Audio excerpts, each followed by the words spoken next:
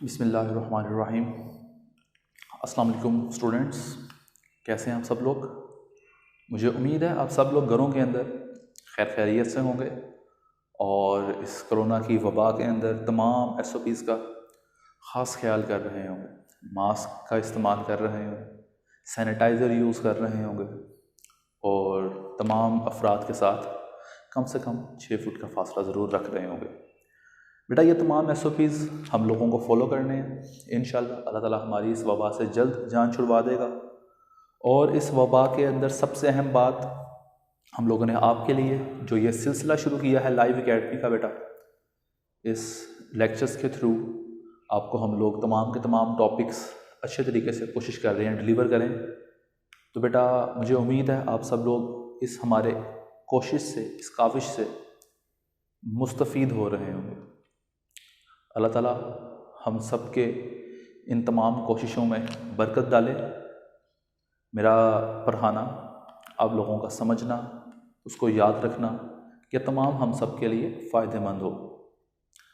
तो बेटा फ़िज़िक्स के टॉपिक की तरफ वापस आते हैं। तो आज हम लोगों ने डिस्कस करना है चैप्टर नंबर 6 का विस्कोसिटी। टॉपिक का नेम है, आप लोगों को मिल जाएगा। विस्कस ड्रैग बुक के ऊपर इसका नेम है, एंड स्टोक्स लॉ। तो बेटा प्रीवियस लेक्चर में, लेक्चर नंबर 14 में हम लोगों ने वाइंड अप किया था चैप्टर नंबर 5 को। और बेटा चैप्टर नंबर 5 के अंदर हम लोगों ने तमाम का तमाम जितने भी टॉपिक्स को स्टडी किया था उनको according to the smart syllabus हम लोगों ने कन्वर्ट कर लिया था। हमने सर के टॉपिक्स को देखा था, शॉर्ट क्वेश्चंस को देखा था और लास्ट में हम लोगों ने न्यूमेरिकल्स लेक्चर नंबर 14 में कवर अप किए थे। आज लेक्चर नंबर बेटा 15 है और लेक्चर नंबर 15 में बेटा हम लोग डिस्कस करने वाले हैं चैप्टर नंबर 6 को। चैप्टर नंबर 6 का नाम है फ्लूइड डायनामिक्स। अब याद रहे तो फ्लूइड डायनामिक्स बेटा हमारी बुक के ऊपर इसकी डेफिनेशन नहीं है, लेकिन हम लोग इसकी डेफिनेशन से, ये ब्रांच है फिजिक्स की, यहाँ से हम लोग काम स्टार्ट करेंगे। जिस तरह चैप्टर नंबर 1 के अंदर ब्रांचेस ऑफ फिजिक्स थी, कुछ हम लोगों ने वहाँ डिस्कस की थी और मैंने कहा था कुछ वक्तन फवक्तन जिस तरह हम लोग चलते जाएंगे हम उसको डिस्कस करते जाएंगे। तो बेटा यहाँ से काम स्टार्ट करते हैं फ्लूइड डायनामिक्स से।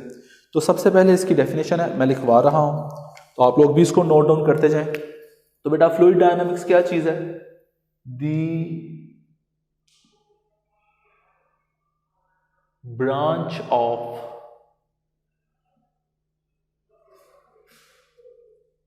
physics। तो ये फिजिक्स की ब्रांच है that deals with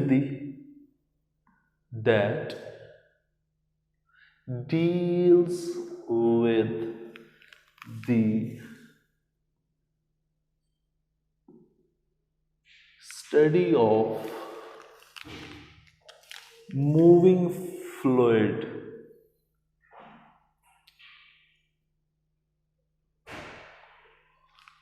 moving fluids, their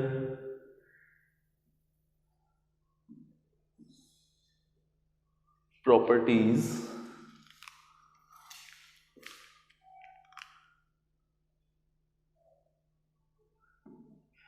characteristics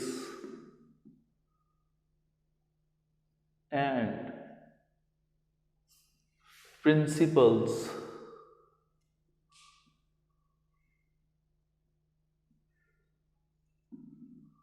involving it, that is called या known as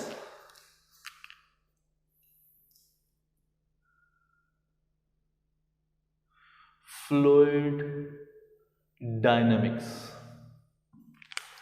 बेटा नाम से गौर करें तो फ्लूइड डायनामिक्स दो वर्ड हैं इसके अंदर, एक है फ्लूइड और बेटा दूसरा क्या है? डायनामिक्स। जहां पे वर्ड डायनामिक्स आएगा उसका मतलब होता है motion.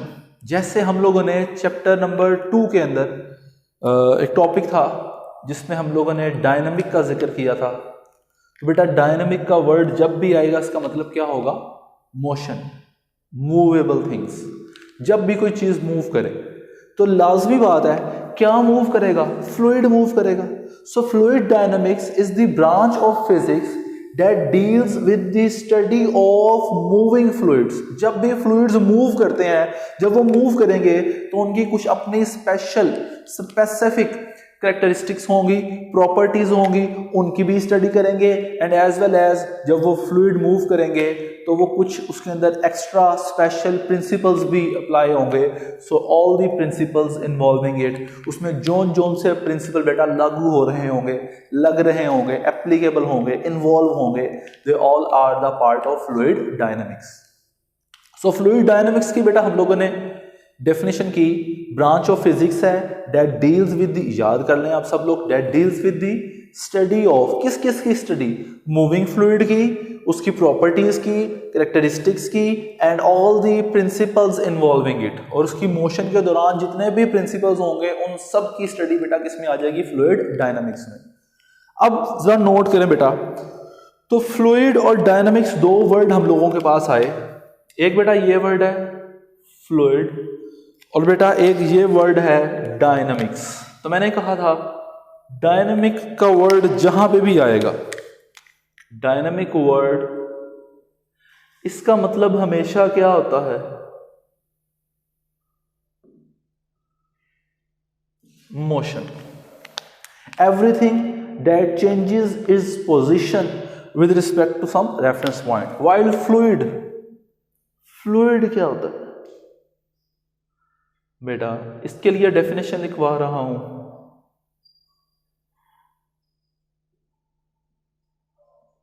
Everything that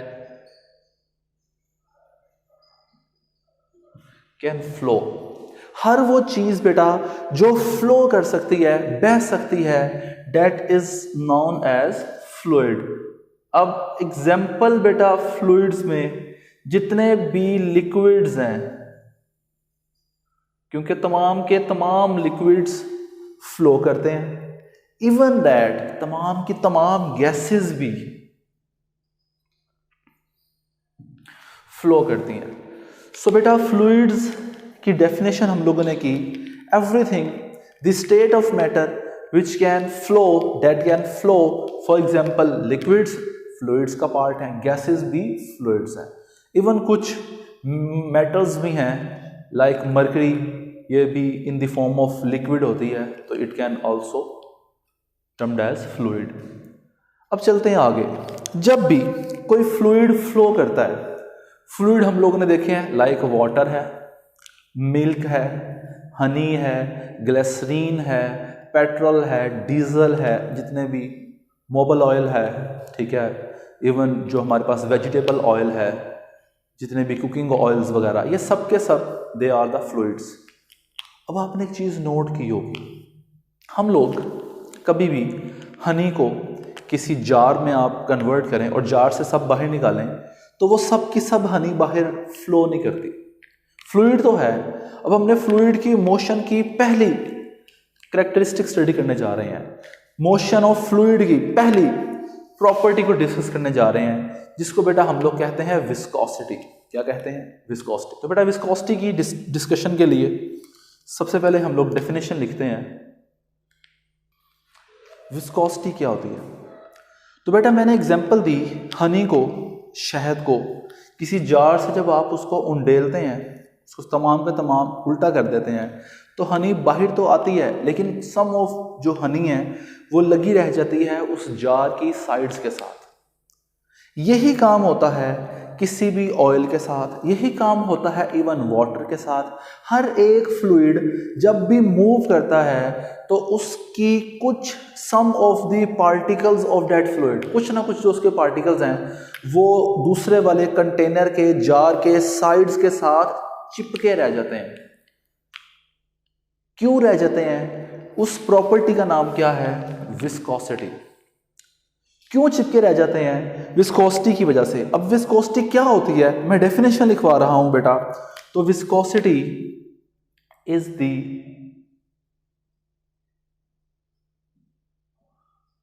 force of friction. Force of friction है जिसकी वजह से वो चिपके रह जाएंगे, स्टिक्ड रह जाएंगे. कंटेनर के साथ, जार के साथ। इसको हमारी बुक में लिखा हुआ है frictional effect. So force of friction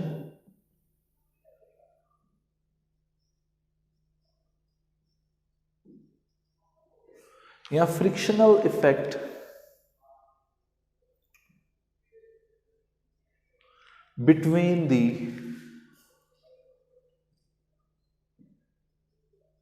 two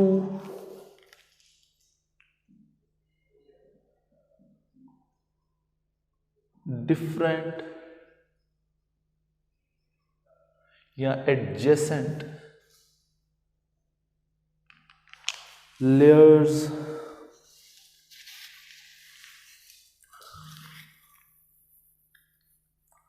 of a fluid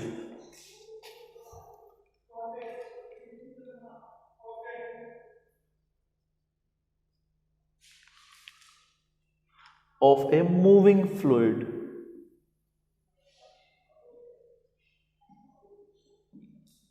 so force of friction या frictional effect between the two different layers of a moving fluid that is known as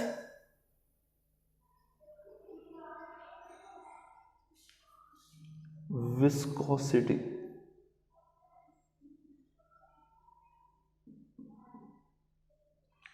viscosity. अब बेटा viscosity के कुछ points हैं जो कि हम points भी लिखने जा रहे हैं।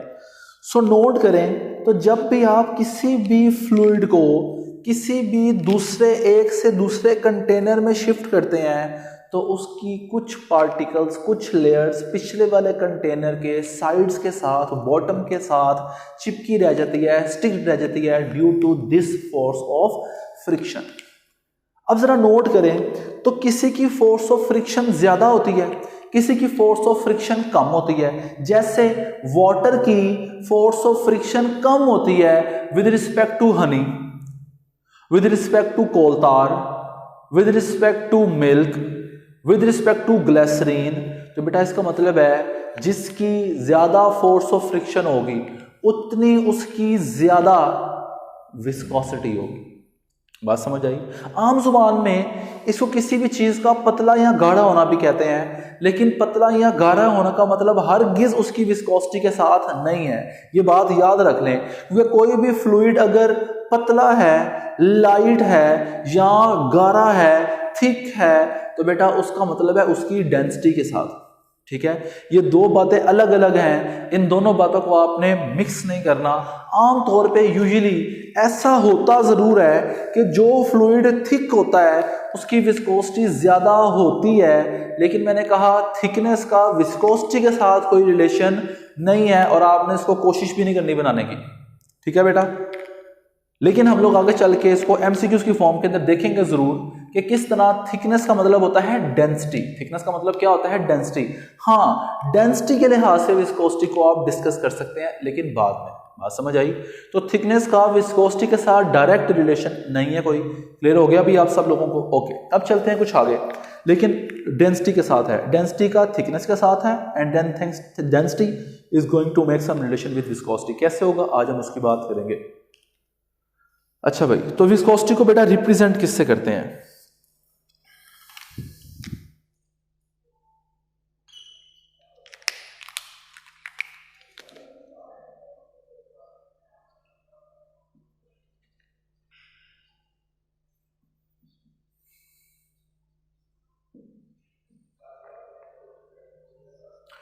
बेटा इसको हम रिप्रेजेंट करते हैं ईटा से। ग्रीक लेटर है ये, इसको ईटा कहते हैं। एन है, एन की जो है वो सेकंड वाली लेग उसको थोड़ा सा लॉन्ग कर दिया, सो ईटा।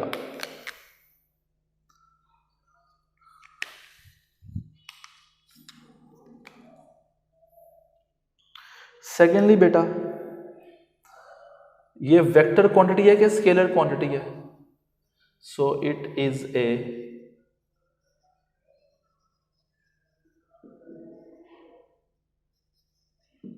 Scalar quantity. ये डिपेंड किसके ऊपर करती है बेटा? It depends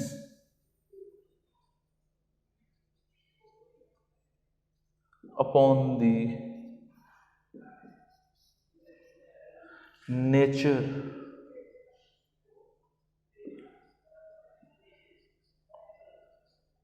of the fluid. फिर बेटा इसका SI यूनिट क्या होता है? It's SI unit is Newton second पर मीटर स्क्वायर, या बेटा हम इसको कहते हैं किलोग्राम पर मीटर पर सेकेंड। कैसे आता है अभी हम लोग इसकी बात भी करेंगे।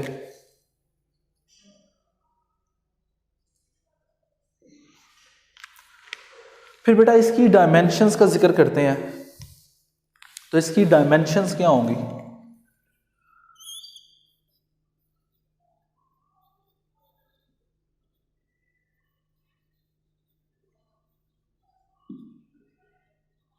जरा नोट करें तो बेटा किलोग्राम किसकी डायमेंशन? मैस m, मीटर के लिए बेटा L-1 और सेकंड के लिए T, इसकी डायमेंशन होगी। अब जरा नोट करें बेटा ये वाला पॉइंट, तो ये डिपेंड करता है किसके ऊपर? नेचर ऑफ द फ्लूइड के ऊपर। अब नेचर ऑफ द फ्लूइड में हमें फोर्स चाहिए होती है कि कितनी फोर्स लग रही है to move a layer of the particles over the other layer, कि कितनी फोर्स रिक्वायर्ड है। तो बेटा it depends upon the nature of the fluid and as well as बेटा बहुत अहम बात,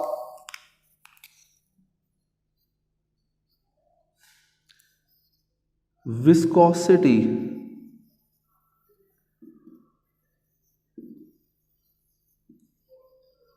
refers as the force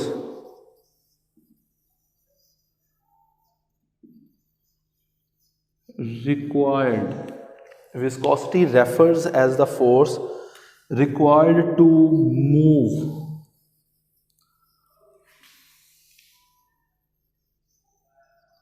a layer of fluid over other. तो बेटा ये बात बड़ी अहम थी, इसको हम यूजुअली रेफर करते हैं एज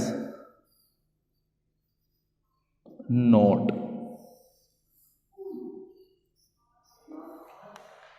अच्छा बे, तो हम लोगों ने बात की बेटा विस्कोसिटी की।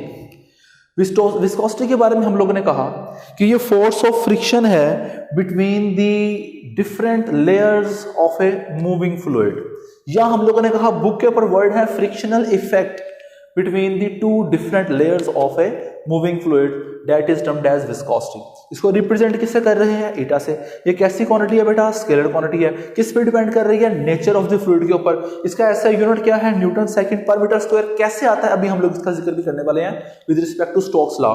इसका दूसरा बेटा बेस यूनिट क्या है? किलोग्राम पर मीटर पर सेकंड। इसकी डायमेंशन हम लोगों के पास बेटा क्या लिखी हुई है? ml-1 t-1। और बेटा नोट में हम लोगों ने कहा विस्कोसिटी असल में क्या चीज है? फ्रिक्शनल फोर्स है, असल में फोर्स है जो क्या कर रही है? रिक्वायर्ड है to move a layer of a fluid over the other. जाहिर सी बात है फोर्स ऑफ फ्रिक्शन अगर एक्शन है तो ये वाली फोर्स बेटा क्या होगी? रिएक्शन होगी, and action and reaction are equal and in opposite direction. अब बेटा बहुत अहम बात, जब भी कभी भी कोई भी ऑब्जेक्ट किसी भी फ्लूइड में मूव करता है तो फ्लूइड उस ऑब्जेक्ट के ऊपर एक फोर्स लगाता है, उसे कहते हैं ड्रैग फोर्स। क्या कहते हैं बेटा उसे? Drag force.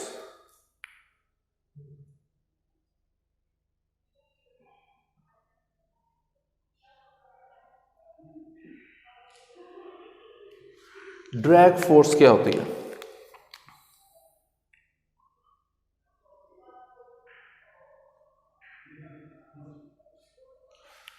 ड्रैग फोर्स क्या चीज है? इसकी एग्जांपल देने के लिए बेटा मैं आपको सबसे बेस्ट, हम लोग कभी बाइक पे जा रहे हो और मैंने कैप पहनी हो सर के ऊपर, और जब स्पीड ज्यादा होगी तो मेरी कैप जो है वो उड़ जाएगी, ऐसे ही होगा ना?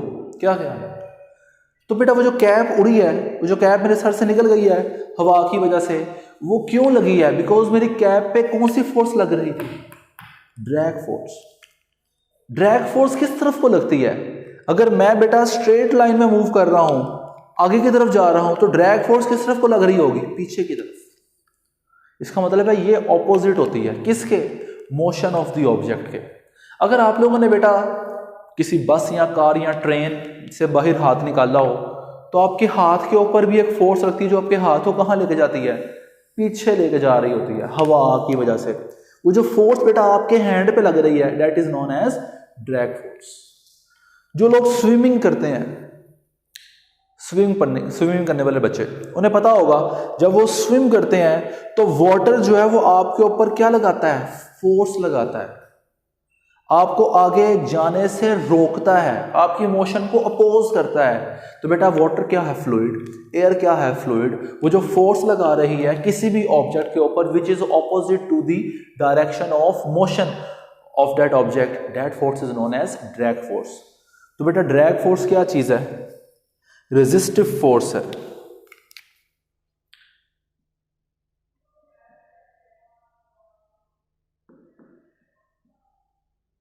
The resistive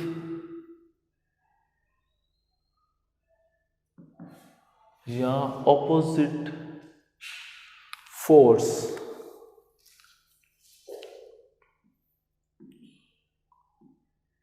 acting on an object moving through a fluid। ये जो बेटा रेजिस्टिव फोर्स है, ये जो बेटा ऑपोजिट फोर्स है, that force is called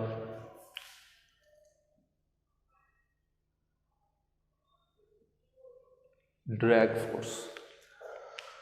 drag force को F से रिप्रेजेंट करेंगे, इसका यूनिट बेटा न्यूटन होगा। जिस तरह आर्म फोर्सेस होती हैं बिल्कुल इसी तरह ड्रैग फोर्स भी है।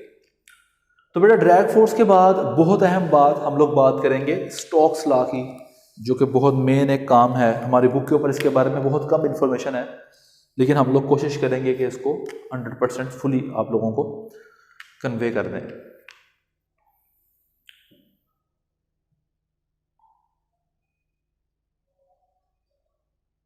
स्टोक्स लॉ, स्टोक्स लॉ क्या होता है? Stokes law gives the relation, ये एक रिलेशनशिप है बेटा किस किस के दरमियान। तो बेटा मैं लिखवा रहा हूं स्टोक्स लॉ।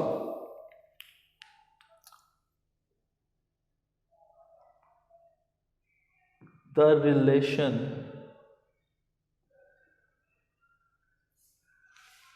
बिटवीन दी, किस किस के दरमियान relation? Between the drag force F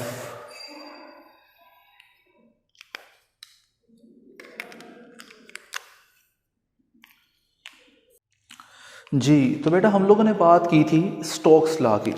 तो स्टोक्स लॉ के लिए हम लोगों ने कहा था रिलेशन है बेटा किस किस का? Between the drag force F acting on an object या sphere of radius R which is moving with velocity v in a fluid of viscosity eta। जब भी कोई ऑब्जेक्ट किसी वेलोसिटी के साथ किसी भी फ्लूइड में मूव करेगा तो उस पर क्या लगेगी? रेजिस्टिव फोर्स लगेगी, ड्रैग फोर्स लगेगी। और ये जो बेटा रिलेशन है इसको हम लोग बताते हैं with respect to the Stokes law. तो स्टोक्स लॉ का बेटा फॉर्मूला क्या बन गया? F equals to 6 pi eta R V. F is the drag force, 6 pi is the constant here, eta is the viscosity of that fluid, r is the radius of that sphere and v is the velocity with which the object is moving in a fluid। तो बेटा Stokes law की मदद से हम लोग find out कर सकते हैं